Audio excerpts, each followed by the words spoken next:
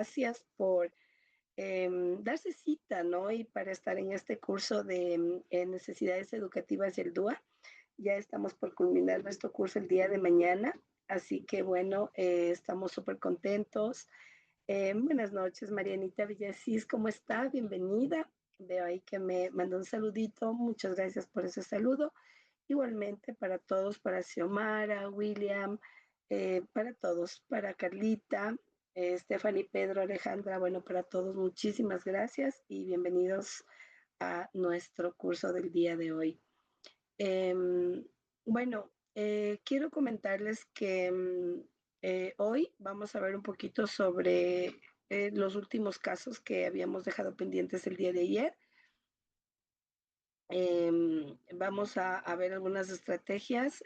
Fue bueno ayer el curso para algunas profes que me escribieron en la noche y me dijeron que, bueno, les parecía muy buenas estrategias, pero que le ayudara con algunas otras estrategias para otros casos de discapacidad intelectual especialmente y tomando en cuenta a los niños pequeñitos.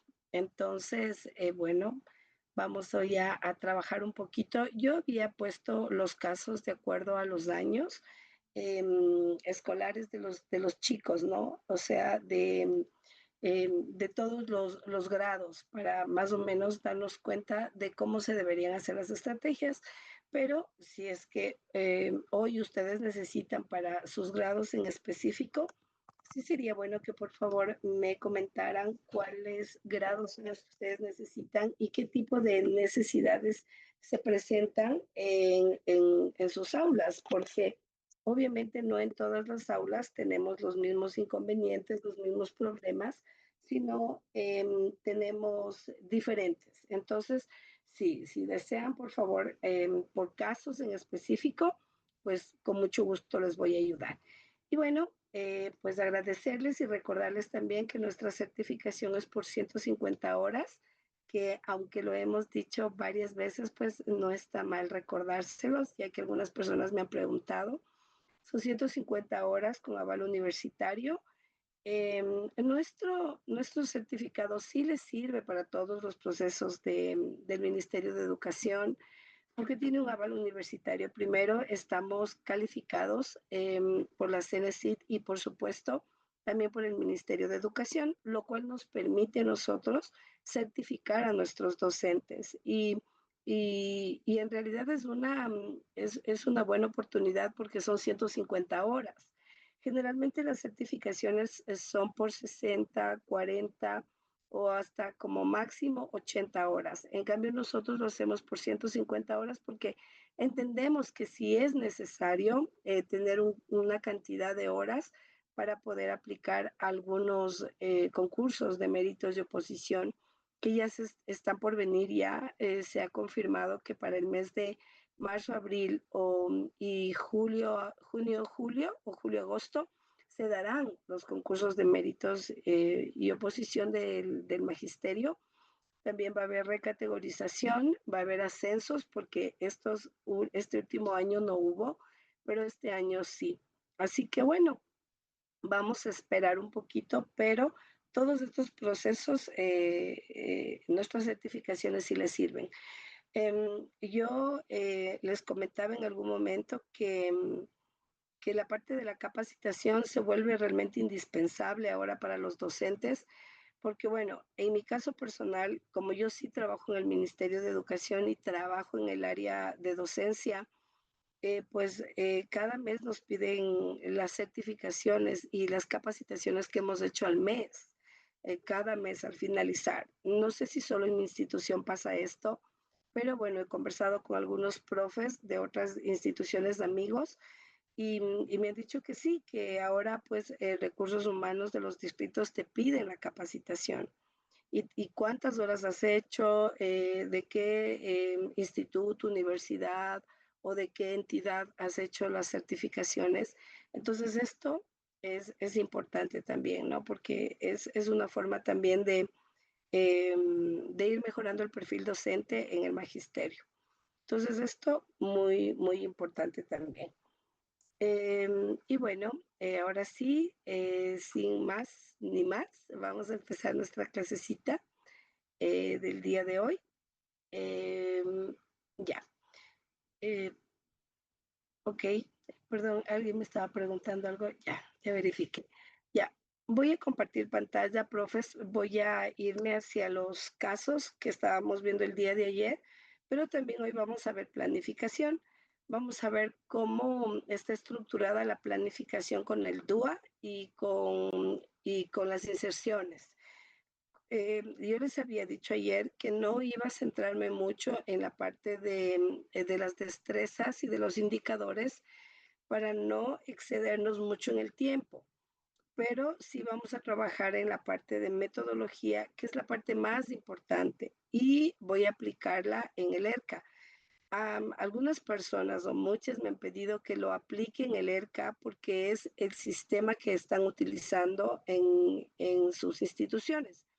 En mi institución personalmente y yo de manera personal, pues no utilizo el ERCA, como les había dicho en la primera clase, sino que yo utilizo el ACC, que para mí es mucho más fácil, más rápido y es más cómodo en realidad para poder ajustar los principios del DUA.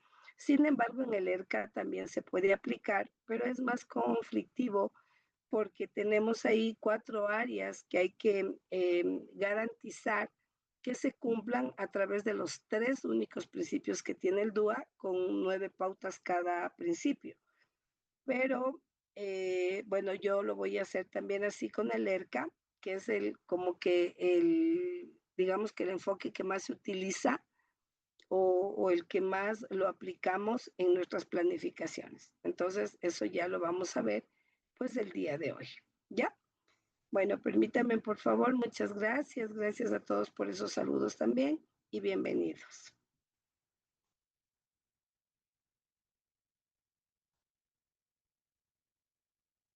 Ya. Entonces, eh, ayer nos habíamos quedado en el caso número 6. El 5 lo habíamos pasado y empezábamos el caso número 6. Perdón. Bueno, aquí yo les había puesto estos casos porque son los casos con los que yo he trabajado y con los que generalmente encontramos en las instituciones educativas. Yo les he ubicado a estos grupos para que más o menos nosotros podamos entender el proceso de cómo se debe aplicar el DUA. Aquí tengo un estudiante de sexto de educación general básica que tiene discapacidad auditiva leve, es decir, que su discapacidad auditiva sí le permite a él estudiar, o sea, no tiene ningún inconveniente con respecto a si no escucha bien, ¿sí? Pero sí puede desenvolverse, ¿ya? Entonces, bueno, aquí le tengo a Lucía, que tiene dificultad para seguir explicaciones orales y largas. ¿Qué tipo de estrategias y soluciones en cuanto al DUA yo aplicaría? Pues utilizaría representación con apoyo visual y subtítulos, acción y expresión, uso de TICs, implicación, el trabajo colaborativo, es decir, entre todos los compañeros, y metodologías activas como el aula invertida. El aula invertida se convirtió en una muy buena metodología activa en el tiempo de la pandemia, pero sí permanece todavía, sí se puede trabajar el aula invertida porque es una metodología o es una herramienta súper importante y bien interesante. Entonces el estudiante sí puede desenvolverse súper bien a través del aula invertida. Perdón, tenemos otras estrategias como apoyo de organizadores gráficos. Los organizadores gráficos son súper buenos para todos los niños porque son espacios cortos con muy pocas palabras y muy concreto el concepto de lo que queremos dar o de la temática. Entonces, al trabajar con organizadores gráficos es súper bueno. Los niños aprenden mucho mejor porque no hay mucha de teoría, pero sí hay lo necesario o lo más importante que está ahí, impregnado en cada organizador gráfico. También trabajamos con aprendizaje colaborativo y con el uso de TICs que es accesible. Ahora, es cierto también que en la educación fiscal nos falta mucho. No tenemos tecnología, no tenemos computadoras, no tenemos Infocus, no tenemos muchas cosas, pero sí podríamos trabajar con material concreto, con material didáctico que nosotros mismos lo podríamos hacer. Entonces, esto sí nos ayudaría muchísimo en el caso de tener estudiantes con discapacidad auditiva y, por supuesto, una de las cosas más importantes y una de las herramientas que mejor nos puede servir es la lengua de señas. Es estudiar un poquito la lengua de señas, eh, aprender por lo menos lo básico para nosotros podernos de alguna manera, ¿sí?, comunicar con nuestros estudiantes. Vamos a encontrar discapacidad auditiva no solo leve, sino profunda, sordos realmente, personas sordas, y vamos a tener que comunicarnos. Entonces el docente sí está obligado a aprender lengua de señas, está obligado, porque es una forma de poder comunicarse y expresar lo que nuestro estudiante quiere decir a los demás. Entonces, sí es importante también la lengua de señas. ¿Ya? Bueno, no sé si hasta aquí hay alguna pregunta, profes, me pueden hacer a través del chat y ya Pedro me avisa y yo pues con mucho gusto voy respondiendo a sus preguntas o si no lo hacemos al finalizar la clase. Muy bien, ahora tengo aquí estudiantes de séptimo de educación general básica. Tengo un estudiante con dificultades emocionales, familiares también, que de estos los vamos a encontrar en todo tiempo, en todo momento y en toda hora. Verán, profes, después de la pandemia, existen registros realmente alarmantes que hasta hoy no se han podido solucionar o no se han podido dar una respuesta, no se ha podido dar una respuesta real sobre todo lo que sucedió en la pandemia en cuanto a educación. Muchos estudiantes se quedaron relegados de la educación, muchísimos, especialmente en las áreas rurales, y los estudiantes que tenían educación especializada.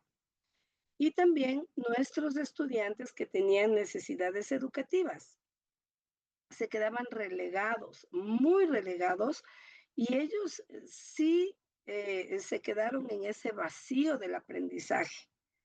Entonces, después de la pandemia, no solamente se genera, ¿no?, este proceso de que los estudiantes empiezan a conocer un mundo diferente a través de la tecnología, sino que también empiezan a vivir situaciones muy complicadas en sus hogares, en sus familias.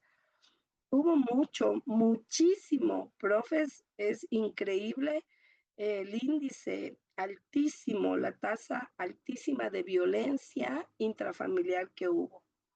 Entonces, ahí, por ejemplo, en las instituciones de educación fiscal, a pesar de que nosotros sí conocemos que hay muchos casos de violencia intrafamiliar, eh, también hemos visto las secuelas de ese proceso y nos dimos cuenta en muchas instituciones educativas que los niños buscaban protección dentro de las aulas. Y cuando las aulas se cerraron para estar en casa, en este encierro, pues también hubo muchísimo de violencia y crecieron los índices de violencia porque ahí se veían papá, mamá, hermanos, hijos, tíos, abuelos, muchos que vivían a veces en una sola familia. Y el mismo hecho del encierro que provocó tanta ansiedad, tantos problemas emocionales, pues aterrizó en mucha violencia. Y no solamente en casos de niños de educación fiscal, sino también de la particular, mujeres que trabajaban en casa, hombres que trabajaban en casa, adolescentes golpeados y maltratados, a veces que incluso se visualizaba a través de las redes sociales. Entonces, miren cómo esto nos deja, ¿no? Como una consecuencia, pues la violencia intrafamiliar y de ello, pues todas las dificultades emocionales que se presentan en familia y que traen los niños a las escuelas. Yo trabajo en una escuela, como les había comentado en una de las clases, no sé si ayer o antes, en la anterior clase, les había comentado que yo trabajaba en una institución de educación fiscal, pero también rural, muy rural. Entonces, ahí yo vi o he visto realmente la situación de cómo los padres en muchos casos intentan ayudar a sus hijos para salir adelante, ¿no es cierto? Pero muchos otros no, quizás la mayoría. Piensan que la escuela es como un espacio de cuidado, pero no lo asumen como un espacio no solo de cuidado, sino también el espacio de aprendizaje para que el niño pueda salir adelante en el futuro. Em, yo no creo mucho en esto de las palabras de estás aprendiendo para ser una persona de bien en el futuro. Yo pienso que la educación, como es un proceso de formación constante, el niño debe aprender todos los días, sí, todos los días, y todos los días debe crecer y todos los días debe ser mejor, no solo para el futuro, porque la realidad es que no sabemos lo que pueda suceder de aquí a mañana, por ejemplo. Entonces, es el vivir y el enseñar en el presente, todos los días con constancia, todos los días con amor, todos los días con cuidado, todos los días con esas ganas, ¿no? De que el estudiante pueda crecer en el día a día. Entonces, los papás no ven esto como un proceso de aprendizaje que le va a servir, sino más bien dicho como vas a aprender un poco, pero después vas a salir de la escuela y vas a venir a trabajar en el campo, por ejemplo. Entonces, sí se va como que dejando, ¿no? Estos espacios vacíos. Y con lo que pasó con lo de la pandemia, mucho más, porque las personas del área rural no tenían conectividad en la mayoría de los casos y pues los niños no pudieron alcanzar los aprendizajes necesarios. Por lo tanto, no solo tenemos estudiantes con necesidades educativas asociadas a la discapacidad en un porcentaje alto, sino también tenemos un porcentaje mucho más elevado en necesidades educativas no asociadas a la discapacidad que se ligan o se asocian directamente a la parte emocional y familiar. Entonces, por ejemplo, aquí yo les he puesto, ¿no? Pedro muestra desmotivación y bajo rendimiento académico. Entonces, cómo yo debería trabajar aquí? Primero, profes, debo hacer un proceso de observación. A ver, ¿qué estoy viendo? No solamente en Pedro, sino en todos los estudiantes. A ver, ¿qué está pasando? ¿Está desmotivado? ¿Tiene bajo rendimiento? ¿No está cumpliendo con las tareas? Está muy irritable, está muy molesto, o sea, ¿qué está sucediendo? De ahí, pues se va a desencadenar un montón de situaciones que usted va a poder solucionar. Algunas sí, algunas no, pero siempre en los procesos que tienen que ver con desmotivación, bajo rendimiento y sobre todo en la parte emocional, dificultades emocionales, siempre el docente tiene que ser muy reflexivo, muy empático, ¿sí? Y tiene que siempre propiciar un clima afectivo. Entonces, esto es muy importante, ¿no? Porque es una forma de salvaguardar de alguna manera la integridad del estudiante, que es lo más importante en realidad, pero también entender, ¿no? Que el proceso educativo sí es importante a pesar de la dificultad. El DC sí trabaja en estas áreas, pero no da terapia. Profes, eso sí, olvídese de que el DC va a terapiar a un estudiante en educación fiscal. Ese no es el rol. El rol del DC es ayudarte a manejar los procesos, ¿sí? Y las rutas y protocolos para los estudiantes, ¿sí? Ayudarte a crear estrategias, metodología,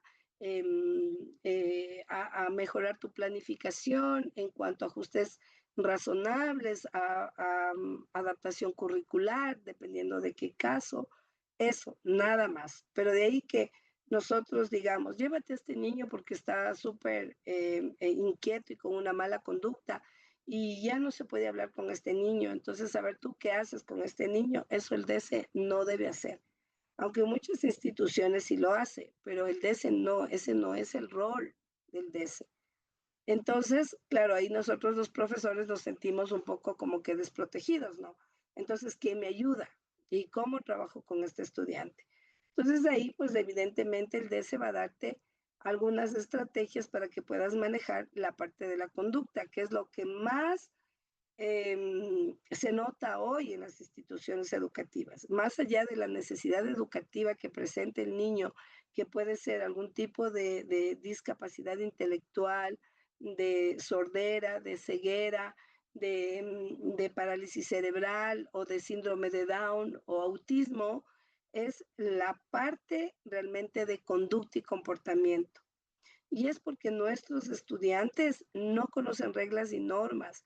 Por eso es bien importante también que nosotros hagamos escuela para padres en las instituciones educativas, porque así le enseñamos un poco al papá. No le vamos a cambiar su forma de pensar, pero sí le vamos a sacudir para que tome decisiones acertadas en cuanto a la conducta y el comportamiento de los hijos.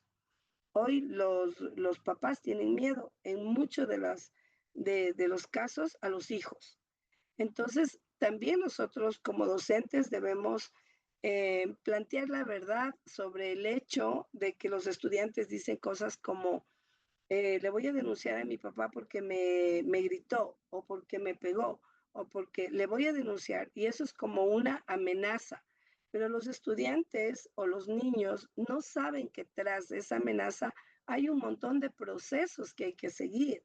Primero, evidencia, fotografías, y no es que el estudiante o el niño después de una denuncia va a ir a un lugar donde él quiere ir. Este estudiante va a ir a una casa de acogida primero. Entonces se rompe todo el proceso de la familia, pero es porque los estudiantes no tienen una idea real de lo que implica este tipo de cosas. Eso es rutas y protocolos. Eso lo maneja el DS también, pero también tenemos niños que te amenazan por todo. Entonces sí hay que tener mucho cuidado. Hoy día, justo hoy, conversaba con un compañero de trabajo y, y él me decía, mira, Mari, mi esposo trabaja en una escuela de educación fiscal en el norte de la ciudad, allá por Cotocollao más o menos. Y Mari, no tienes idea la cantidad de denuncias que hacen los padres a los docentes, porque quieren implantar los docentes orden, reglas, normas, y los padres no lo permiten. Entonces, ahora los profes ya no pueden hacer nada porque se ven en estos procesos tediosos y engorrosos de una denuncia y que no puedes hacer nada. Entonces, para no perder tu trabajo, ya realmente no haces nada, porque los padres de familia no te permiten corregir, no te permiten estructurar un proceso de conducta y de comportamiento. Entonces, tú ya no puedes dar reglas, ya no puedes decir esto no se debe hacer o esto sí se debe hacer, porque automáticamente los padres de familia se ponen a la defensiva y te denuncian. Y por supuesto, el distrito no hace caso omiso. Dice, ah, ya, ok, ahí está denuncia, entonces vamos a investigar. Pero hasta investigar, ya el profesor está por fuera de la institución. Entonces es muy complicado. Por eso, profes, yo siempre digo que usted tiene que ser súper recontraempático con el padre de familia y súper contra, eh, no permisivo, para nada permisivo, pero sí un padre de familia que pueda orientar a los padres de familia en cuanto a ver, papitos, vamos a manejarnos en normas y reglas, porque si usted en casa no tiene normas y reglas, aquí tampoco en la escuela existen esas normas y reglas. Y profe, siempre, siempre, siempre evidencia, evidencia de lo que usted hace. Hoy me reuní, acta de reuniones, hoy me reuní con el padre de familia, hablé sobre el comportamiento de su hijo, hemos llegado a este acuerdo. Otra vez, si no ha cumplido el acuerdo, ok, vuelvo a reunirme con el padre de familia y con el estudiante y firmamos un nuevo acuerdo. No se ha cumplido. Y así puede tener hasta 1000 acuerdos, que eso es evidencia que a usted le va a proteger. Entonces, todo en papel, profes, aunque sea tedioso, nada de palabra, porque realmente ahora, si usted dice, no es que yo hablé con el papá, ¿qué le van a decir? A ver, ¿dónde está el documento? No, no tengo el documento, entonces no hablo nunca con el papá. Entonces, todo tiene que ser realmente, evidenciado en lo físico, ¿sí? Y más cuando tenemos estudiantes con necesidades educativas, más todavía. Con ellos hay que tener mucho más cuidado porque los padres siempre están alerta. Entonces hay que manejar un clima afectivo positivo en toda la comunidad educativa. Entonces así es mucho más fácil poder resolver problemas. No puedes resolver problemas con un papá que viene por poco a pegarte, porque dice, no, es que esta profesora le odia a mi hijo, no le quiere, nunca le ha querido. Entonces, ¿qué pasa? Que se genera ese proceso ese pensamiento y automáticamente le ve al profesor como el enemigo y empiezan los problemas. Entonces, por eso es súper bueno hacer diarios reflexivos donde tú puedas escribir y decirle al estudiante, ok, vamos a comprar un cuaderno de 50 hojas, yo qué sé, o sí, de 50 hojas. Y vamos a ir escribiendo ahí lo que nos molesta, lo que nos dificulta, lo que nos inquieta, cuáles son las cosas más complejas que podemos manejar o no manejar. Y ellos van escribiendo. Obviamente que este diario reflexivo es un diario personal. No lo puedo leer adelante de todos los estudiantes. Simplemente en horas de tutoría o en un ratito en el recreo, a ver qué te pasa. Cuéntame, ¿has escrito en tu diario? No, profe, no he escrito nada. Muy bien, está bien, perfecto. Pero bueno, entonces, ¿qué está sucediendo? Y poco a poco él va a poder expresarse y usted va a poder tomar decisiones sobre el aprendizaje. Profes, un estudiante que llega al aula irritable, golpeado, que se peleó en la casa con su mamá, que su papá le pegó, que tiene problemas emocionales, que tal vez en algún momento se peleó con alguien o le hablaron, ese estudiante ese día no va a estudiar y no le va a dar buenos resultados. No le va a dar, porque la parte emocional siempre pesa más que la cognitiva. Y eso ya en los avances científicos dicen que un niño que tiene problemas emocionales es un niño que no aprende. Entonces hay que trabajar mucho. Por eso es que el Ministerio de Educación, yo lo noté, perdón, desde hace 2 años más o menos, y ahora el año anterior, que se centró muchísimo en el trabajo de la parte emocional, en la parte socioemocional. Se trabajó muchísimo. Y justo hoy recibimos un documento del Ministerio de Educación donde nos decían y nos obligaban a los docentes a trabajar en el área de violencia en las aulas. Y esto se viene dando por un tiempo, pero ahora mucho más. Entonces, ahí nos decían que es un acuerdo en el que estamos obligados a hablar con los estudiantes sobre violencia y sobre cómo manejar la violencia en las aulas. Entonces, pero ¿qué hacemos con los papás que son violentos con los niños y vienen los niños golpeados? Em, Eso es realmente un lío terrible, profes, porque hoy ya ni siquiera podemos ver al estudiante. Tenemos que llamarle a la mamá, tenemos que llamarle al papá o llamarle a algún familiar para que venga a verle al niño que está golpeado y después de eso tomar decisiones de qué ha pasado. Entonces son muchas barreras que encontramos, pero que realmente tenemos que trabajar. Por ejemplo, en las instituciones de educación fiscal hay mucha violencia y hay mucho maltrato físico. En mi misma escuela he visto mucho de maltrato físico, pero yo sí he trabajado bastante en talleres. O sea, profes, yo como me quedo, pues para cumplir el tiempo establecido por el Ministerio de las 8 horas, yo sí me quedo en institución educativa y hago talleres.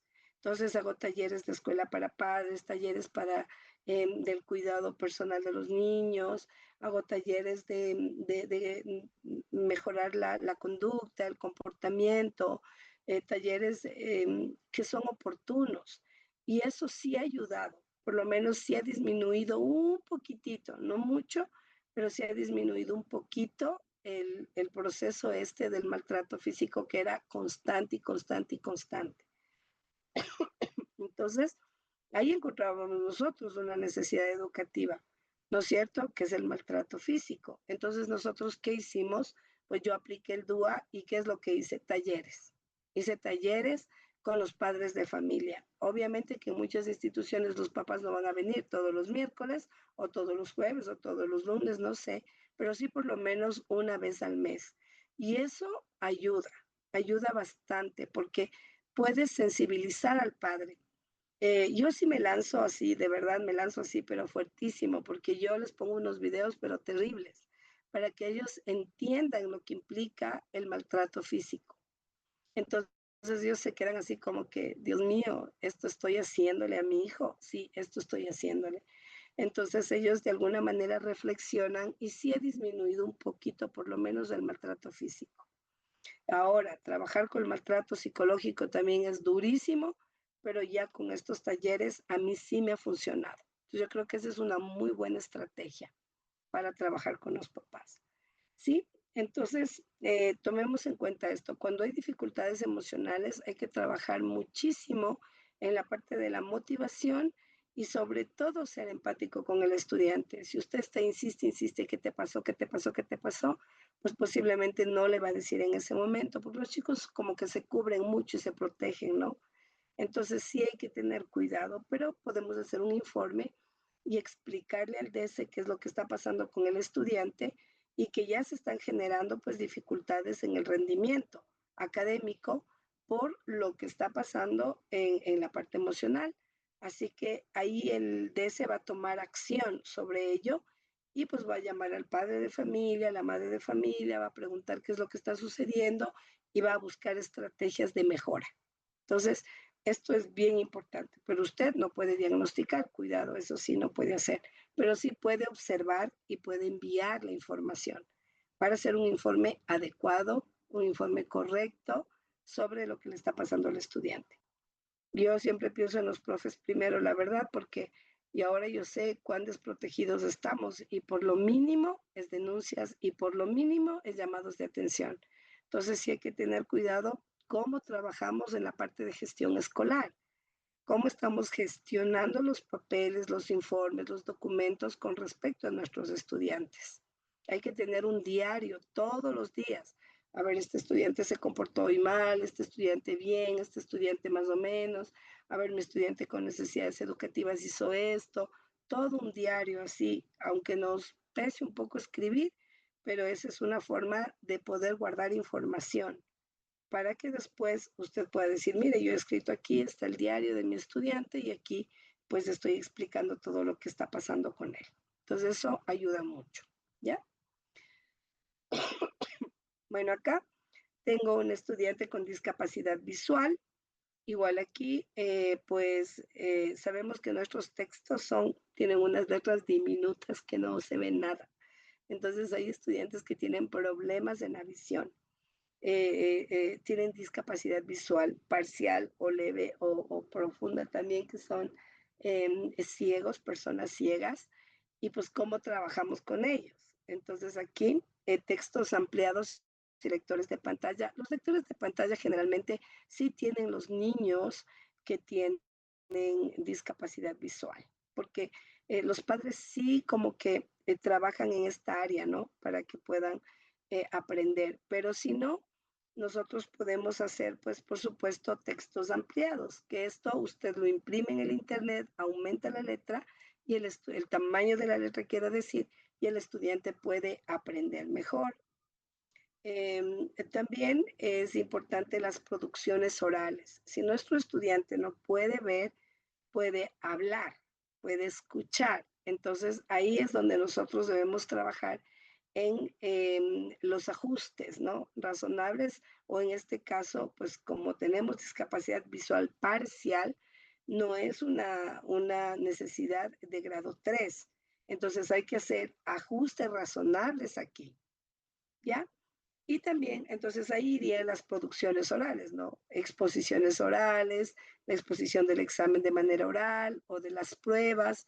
Todo esto ayuda muchísimo y es en beneficio del estudiante. Y pues trabajar muchísimo en aprendizaje basado en proyectos. Esto es súper bueno porque todos trabajan y todos apoyan y todos ayudan. Entonces se convierte en un espacio de colaboración. Y ahí sí hay que trabajar con todos en ese espacio. Hagamos mesas de trabajo donde estén cada estudiante. Trate de evitar realmente tener estudiantes, por ejemplo, 2 o 3 TDAHs en un mismo grupo o 2 TDAHs en un grupo, ¿no? Preferible voy cambiándoles y rotándoles a diferentes grupos para que no haya el conflicto y la pelea. Entonces, eso sí hay que trabajar mucho, ¿no? En ese espacio también. Y pues bueno, autonomía en recursos, en el uso de recursos, producciones orales y aprendizaje basado en proyectos, que sería la metodología activa que voy a utilizar en mi planificación. Recuerde que si usted hace un ABP, el ABP no lo va usted a plasmar en su planificación, sino solamente el tema de su proyecto, cómo va a ejecutar actividades que va a hacer dentro del proyecto y, por supuesto, cómo va a construir el proyecto y cómo va a finalizar el proyecto. Eso es lo que tiene que ir dentro de su planificación, si usted va a trabajar basándose en proyectos. ¿Sí? Igual yo les dije, yo trabajo solo con proyectos. Para mí es más fácil porque yo sí tengo estudiantes con dificultades del aprendizaje, con discapacidad intelectual leve, sí tengo estudiantes con muy malos comportamientos y malas conductas. Entonces, perdón, mi escuela, como es bidocente, pues yo tengo a todos en un solo grado y a todas las discapacidades y todas las necesidades educativas juntas, pero pues ya me voy organizando y yo ya sé cómo debo ir trabajando con cada grupo. Entonces, esto sí hay que tomar muy en cuenta también, porque además los contenidos para todos son diferentes. ¿Ya? Entonces, yo aquí sí hay que ser muy cuidadosos con eso, ¿no? Ok, ahora tengo un caso en 10º que habla sobre las altas capacidades intelectuales. Esto sí les había hablado, me parece que en la primera o segunda clase, donde les había comentado que ahora el Ministerio de Educación asume a las altas capacidades intelectuales como un proceso de adaptación grado 3, ¿sí? Entonces ahora ya ellos sí tienen una adaptación curricular profunda en todo el currículo por todas las necesidades que presenta el estudiante. Por ejemplo, es muy normal que en estos casos, si tenemos un estudiante con altas capacidades, se aburra con tareas repetitivas. Y generalmente los procesos hacemos tareas repetitivas. Pero también hay que entender que nuestro estudiante, sus altas capacidades intelectuales de pronto no son en todas las áreas, sino en algunas áreas. Pero también vamos a tener estudiantes con altas capacidades que va a ser bueno en todas las áreas. Entonces aquí nos toca a nosotros hacer una adaptación súper fuerte porque debemos profundizar en contenidos, proyectos autónomos, donde él solito pueda trabajar y pueda ejecutar un proyecto, retos cognitivos con los demás, pero siempre va a haber eso de él sabe más, ¿sí? Entonces, por eso es importante los proyectos autónomos y aprendizaje basado en problemas. Mientras más problemas le demos para que resuelva, va a ser mejor. ¿Por qué? Porque él va a poder estar ocupado, su mente ocupada y no se va a aburrir, y este aburrimiento no nos va a generar inconveniente en el aula. Entonces, igual, hay estudiantes a los que se les sube de grado, ¿no es cierto? Pero no a todos. Es un proceso larguísimo para hacer eso. El ministerio en ese aspecto dice no. Los estudiantes en la parte intelectual, sí, pueden ser unos genios, pero la parte emocional, la parte social, no. ¿Por qué? Porque ellos tienen la misma edad de los demás y sus sentimientos, emociones, pues movimientos, cambios, transformación es el mismo. Entonces, no se hace mucho lo del cambio de año, ¿no? Al menos aquí en nuestro país está como un poco complicado, casi que no se hace. Ha habido casos que sí, pero se lo ha tenido que volver al aula anterior porque no se adaptaba a los demás. Entonces, sí hay que tener mucho cuidado en este proceso. Tenemos muchos niños con altas capacidades intelectuales, pero también hay niños que son muy buenos en pocas áreas. O sea, tienen esta alta capacidad, pero en otras, en cambio, fallan. Entonces, por eso es que no se los sube a otro grado. O sea, esto hay que tomar en cuenta. Y hay un montón de estrategias para trabajar con ellos, con libros, con infografías, con internet, un montón. Y eso sí les ayuda a ellos para no aburrirse sobre todo, ¿no? Porque eso genera, en cambio, incomodidad de los demás porque empiezan a molestar, ¿ya? Entonces esto sí, tomemos muy en cuenta. Bueno, aquí tengo discapacidad motora, un niño que no se mueve, que tiene dificultades en su motricidad, no puede escribir manualmente. Entonces, ¿qué hago yo? Voy a trabajar con material digital, uso de dispositivos tecnológicos si es que pudiese, y si es que no, pues voy a trabajar siempre con material concreto. Y también, bueno, aunque generalmente cuando tenemos discapacidad motora, tenemos pocos estudiantes que tienen discapacidad motora en las instituciones educativas. Al menos yo en donde yo he trabajado no he tenido estudiantes con discapacidad motora en cuanto al escribir manualmente, sino más bien dicho, he tenido con parálisis, por ejemplo, donde no hay movimiento de nada. Pero aquí es solamente el escribir manualmente. Entonces, por eso sí podemos utilizar, trabajar en trabajo colaborativo, utilizar dispositivos tecnológicos, ahí sí es súper necesario, por lo menos que el estudiante traiga una tablet, por ejemplo, ¿no es cierto? Que eso le va a ayudar mucho para que pueda trabajar en el proceso educativo. Pero también el material digital es súper importante, porque así le vamos a ayudar a aprender mejor. Entonces ahí tenemos que irnos organizando y orientando en todos los recursos que podemos utilizar. ¿Ya? Bueno, aquí tengo un estudiante de tercero de bachillerato con ansiedad académica. ¿Ustedes han escuchado el término, perdón, ansiedad académica? ¿O alguna vez han tenido algún estudiante con ansiedad académica? Profes, ahí me pueden ir respondiendo si es que conocen del término de la ansiedad académica, que generalmente suele presentarse en séptimo de básica, sí, para pasar a octavo y en tercero de bachillerato. Es así, en séptimo, en décimo y en tercero de bachillerato. Ahí se presenta esta ansiedad académica, porque es cuando los estudiantes presentan bloqueos emocionales, porque saben que ya van a terminar, por ejemplo, tercero de bachillerato y ya se presentan los exámenes de grado, o cuando están en séptimo de básica y van a pasar a octavo al colegio y tienen que pasar por el proceso de la evaluación. Entonces, ¿qué pasa? Que se bloquean emocionalmente y ya no pueden dar evaluaciones. Se olvidan de todo lo que aprendieron.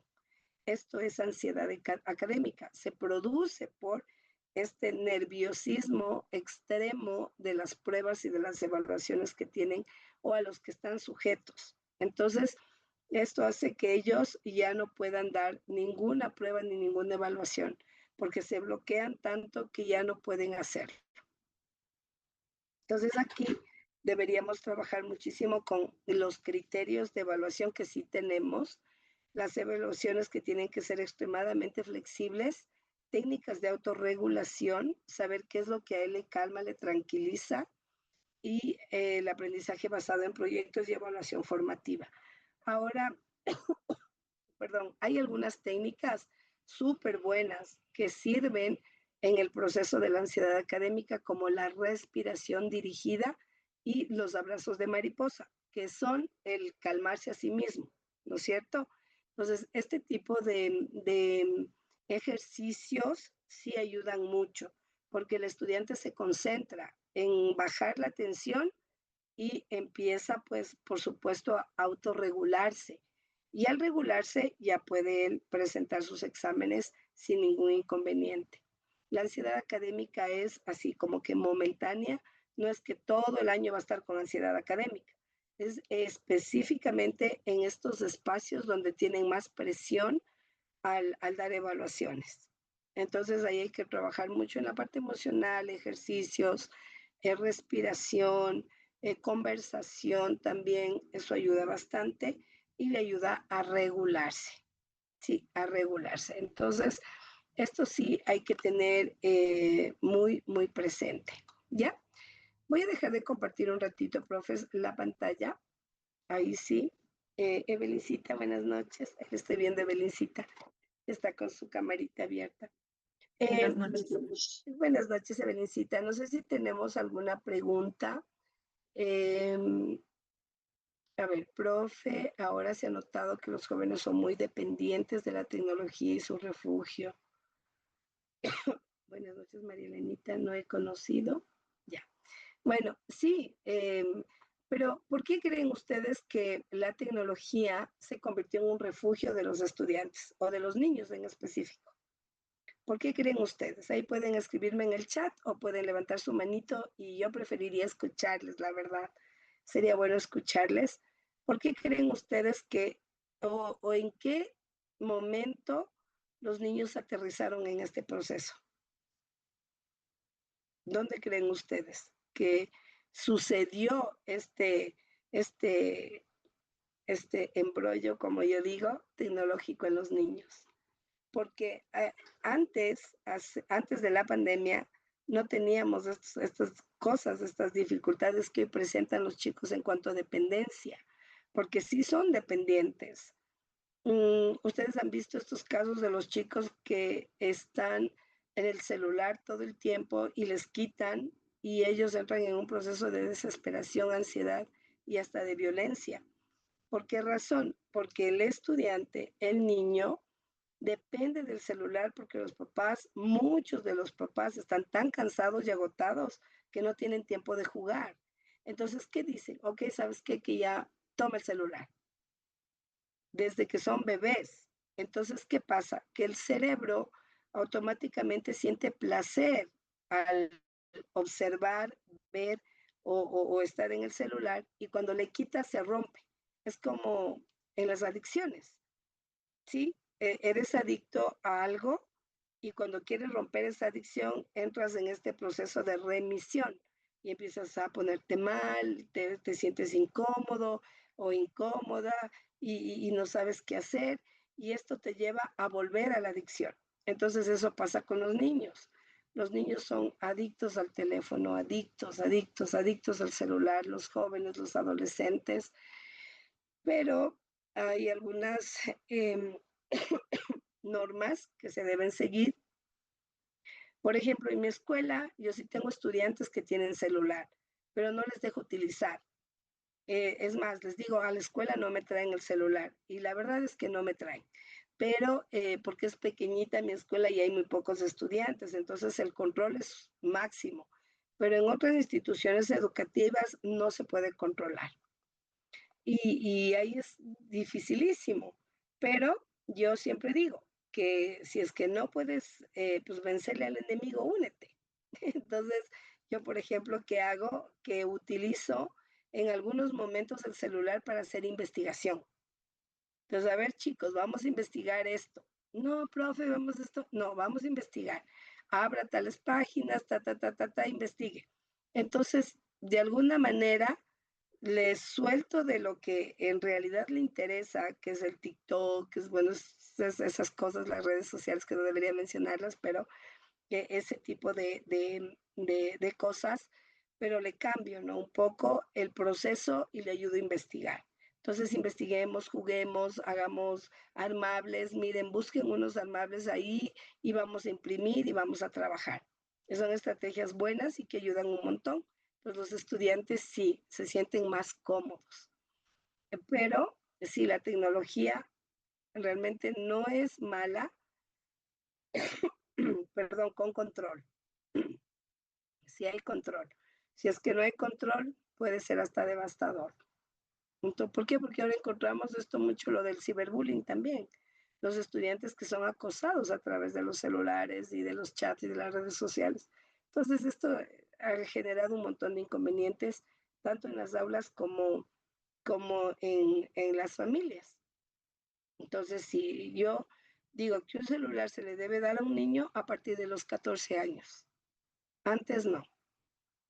¿Por qué? Porque sus neuronas se destruyen y aunque se decía que una neurona muerta ya no puede volver a reconstruirse, pues ya ahora hay estudios que dicen que sí, pero esas neuronas hace que muchas conexiones en el cerebro se mueran. Entonces, ya no es lo mismo, no vamos perdiendo un montón de habilidades y de momentos que los estudiantes ya no pueden vivir por la tecnología, ¿ya? Entonces esto sí es medio complejo, ¿no?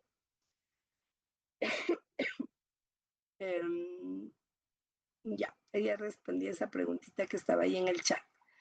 Ya, verán mis profes, vamos a hacer lo siguiente.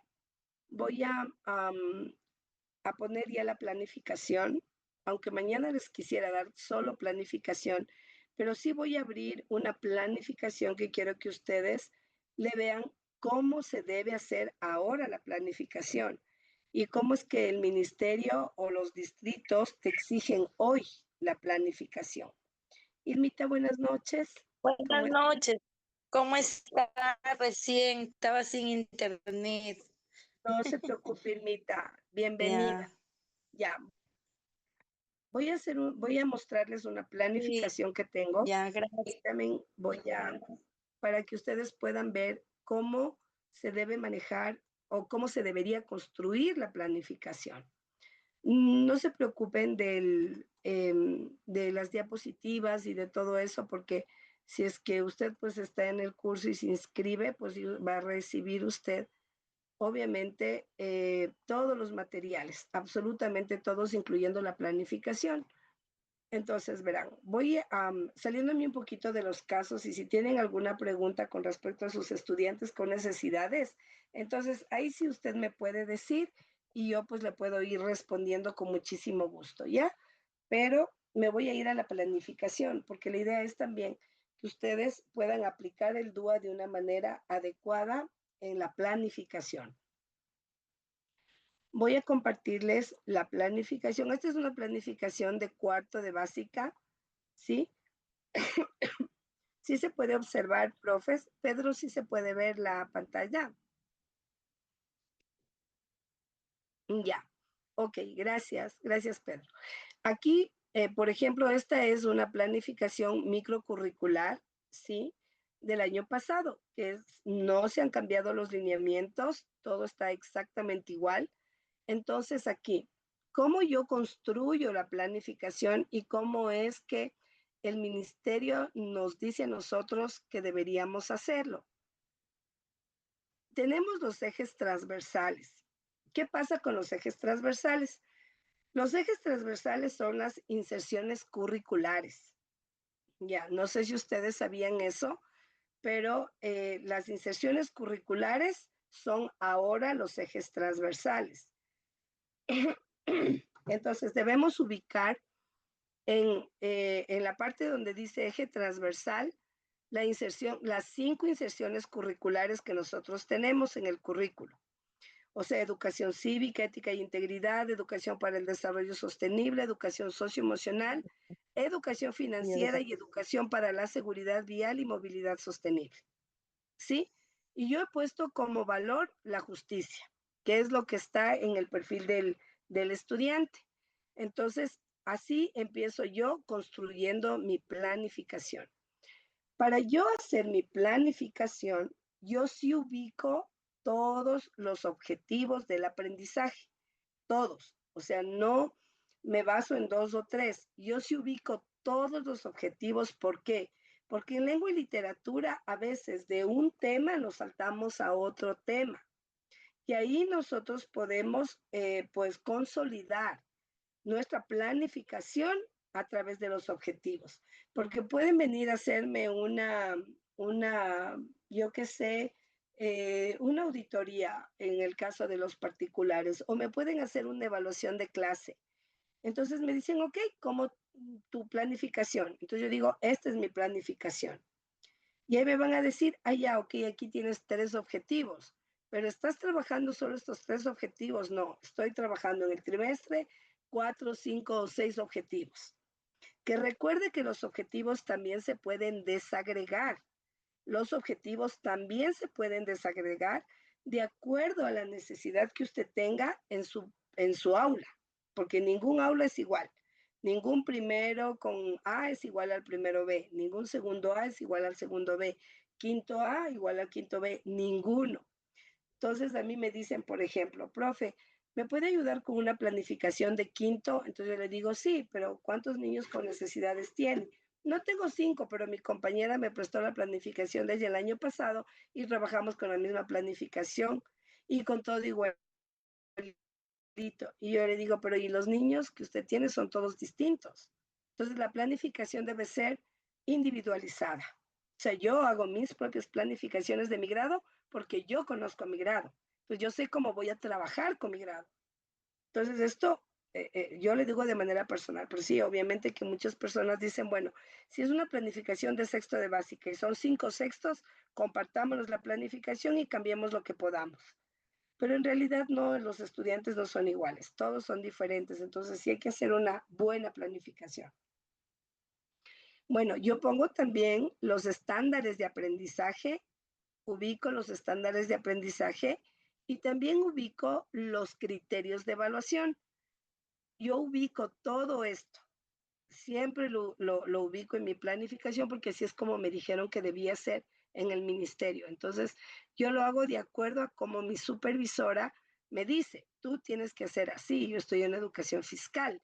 Entonces, yo hago así y todas las escuelas del sector lo hacemos así porque es la misma supervisora. Entonces, esta es una planificación del primer trimestre. Por eso aquí dice semana 1 y dice etapa de adaptación curricular. Recuerde que ahora trabajamos de otra manera la parte de las primeras semanas, ¿sí? De trabajo. Son diferentes. Ya no se trabaja con las 9 semanas, sino se trabaja con una estrategia que nos dio el ministerio y que trabajamos de otra forma. Entonces, ¿qué hacemos? Ponemos en la semana 1 la etapa de adaptación curricular. Esta planificación es la que deberá hacer o deberán hacer todos los profes de la costa y de Galápagos, ¿sí? Porque esta planificación pues se va a aplicar para el siguiente año lectivo en la costa. Ya nosotros todavía pues estamos en el segundo trimestre, pero ya pues en la costa están ya culminando y ya ellos ya pues ya van a clases al nuevo año lectivo. Entonces ahí sí van a basar todo lo que les estoy diciendo en esta semana. Ya semana 1, la semana 2, que es la etapa de diagnóstico, y la semana 3, que es de nivelación. Si ustedes notan aquí, yo sí apliqué el DUA en la semana 3 de nivelación. Aquí yo puse este colorcito, el verde, ¿no es cierto? Que es de uno de los principios del DUA. Porque a mí sí me interesa que el DUA irlo aplicando desde la nivelación, porque de la nivelación en adelante ya voy a poder enseñar en el marco curricular a mis estudiantes lo que debo enseñar. Entonces, a mí sí me conviene en la semana 3 ya insertar el DUA en la nivelación. Entonces, bueno, ahí ya voy haciendo mi planificación. Yo pinto en la parte de la metodología, los principios con el color que le corresponde. Yo no hago los cuadritos con los colores, yo hago así, porque así es como me explicaron que debía ser y así lo he manejado y no he tenido ningún problema en ningún año. Donde he trabajado, siempre he pintado el área que me corresponde a los principios del DUA, ¿ya? Así es como yo lo he ido haciendo en mi planificación. Ahora, hay algunos cambios que se generaron para este año y es que debemos codificar, o sea, es decir, poner números y códigos a cada uno de las pautas de los principios del DUA que lo vamos a implantar en la planificación. La codificación les voy a dar mañana, ya eso lo vamos a ir poniendo porque hay que ver qué códigos son, cómo corresponde a qué principio y a qué pauta, porque cada principio tiene 9 pautas. Entonces hay que ir viendo, a ver, esta pauta le corresponde a este principio y por lo tanto aquí en mi planificación de ubicarle el principio 2 en la pauta 5. ¿Cómo debo ubicar? Entonces eso les voy a enseñar mañana, así que no se preocupen. Ahora, otra de las cosas que en esta planificación quiero mostrarles es la inserción. ¿Dónde aplico yo la inserción? Por ejemplo, en esta semana 6, ya que yo ya empiezo mis clases, voy a ubicar la inserción en la parte final de la metodología. Yo aquí he puesto educación socioemocional, pero recuerde que las inserciones tienen sus propias destrezas. Algunas o la mayoría son iguales a las destrezas que están en el currículo, pero hay otras que sí son diferentes. Entonces, ¿qué hago yo? Ubico aquí la inserción, la actividad que voy a realizar en la inserción que tiene que ir concatenada con el tema que voy a dar. Y al lado izquierdo, donde voy a poner las destrezas, voy a pintar de verde. Nosotros pintamos de verde, pero el color que le corresponde es el rosa, es el rosado según los nuevos lineamientos pedagógicos, ¿no es cierto? Es el rosa. Esta yo les estoy mostrando porque así es como yo trabajé con estos colores, pero si yo hablo de educación socioemocional es el rosa. Pues, ¿qué haría yo? Bueno, pues cambiaría el color verde al color rosa. Busco el color y le pongo rosa, que es el de la inserción, porque cada inserción tiene un color. Entonces, ahí miren, profes, yo he puesto aquí, educación socioemocional, valorar las opiniones de los demás e interiorizar las mismas de una forma adecuada. ¿Estoy trabajando en la parte socioemocional? Sí. ¿Por qué? Porque voy a valorar las opiniones de mis estudiantes, ¿sí? Y voy a interiorizar lo que ellos están diciendo y todos los demás van a valorar e interiorizar. Entonces, ¿qué hago? Manejo autoestima, manejo empatía, manejo comunicación en la parte socioemocional. Yo apliqué por trimestre 3 inserciones, por cada trimestre, porque utilizaba 2 distintas y siempre, siempre en todas utilicé la socioemocional. Entonces, yo no solo trabajé con 2 o una en el trimestre, sino con 3. Y lo que hacía era ubicar en los temas donde mejor me iba a ir la inserción, sí, pero nunca dejé de aplicar la socioemocional, nunca, porque para mí todo el proceso es emocional, entonces nunca dejé de utilizarlo y no he tenido problema. La verdad es que ahí en mi institución mi pues, supervisora me dice siempre que está bien. Aquí, por ejemplo, tengo educación para el desarrollo sostenible. Miren, yo he puesto aquí otra inserción. Entonces aquí yo pongo, ¿no? Lee un cuento sobre un planeta que se salva reciclando y cuidando la naturaleza. Luego, cada niño inventará una frase sobre cómo cuidar el medio ambiente. Escriban las frases en una cartulina y decoren con dibujos de árboles, animales y un sol sonriente. Entonces, yo hago esta inserción. Estoy trabajando el desarrollo sostenible y también estoy trabajando las emociones.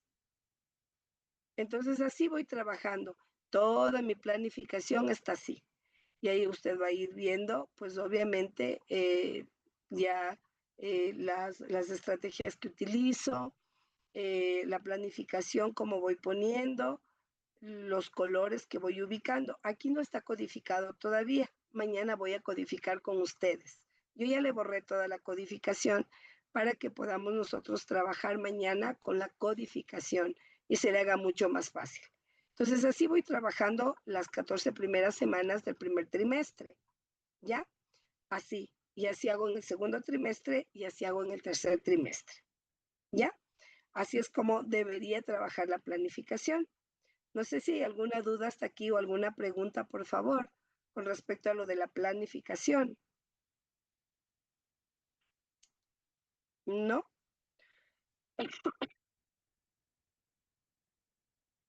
Ok, voy a dejar de compartir mis profes. Ya. No sé si estaba como que entendible la planificación.